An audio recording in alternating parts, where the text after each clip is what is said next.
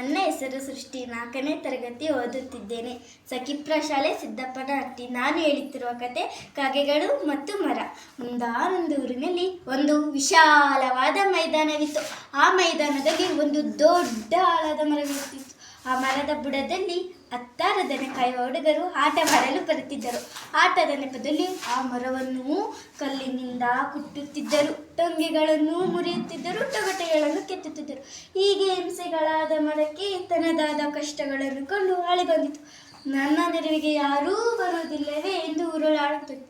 ಅದೇ ಮರದ ತುದಿಯಲ್ಲಿ ಗೂಡು ಕಟ್ಟಿದ್ದ ನೀಲ ಮತ್ತು ಬಾಲ ಎಂಬ 2 ಕಾಗೆಗಳು ಅದರ ಅರ್ಧ ರಾಗ ಕೇಳಿಸಿ ಅದರ ಹತ್ತಿರ ಬಂದವು. ಮರವು ಕಾಗೆಗಳನ್ನು ಕಂಡು ಖುಷಿಯಾಯಿತು. ಅದರ ಕಷ್ಟಗಳನ್ನೆಲ್ಲ ಚಾಚು ತಪ್ಪಿಸದೆ ಎಲ್ಲ ವಿವರಿಸಿತು. ಆಗ ಕಾಗೆಗಳು ಇರು ಬಂದೆವು ಎಂದು ಕಾ ಕಾ ಎಂದು ಹೋಗಿ ಸ್ಮಶಾನದವರೆಗೆ ಹೋಗಿ ಅಲ್ಲಿ ಬಿದ್ದಿದ್ದ ಎಲುಬುಗಳನ್ನು ತಂದು ಮರದ ತುಂಬ ನೇತು ಹಾಕಿದರು. ಆವಾಗ ಅದೇ 10 ದನ ಕಾಯುವ ಹುಡುಗರು ಆಟವಾಡಲು ಬರುತ್ತಿದ್ದರು. ಆ ಮರವನ್ನು ಕಂಡು ಎಲುಬುಗಳನ್ನು ನೇತಾಕಿರುವುದನ್ನು ಹೆದರಿ ಓಡಿ ಹೋದರು. ಈ ಕಥೆಯ ನೀತಿ: ಒಬ್ಬರಿಗೆ ಒಬ್ಬರು ಸಹಾಯ ಮಾಡಬೇಕು.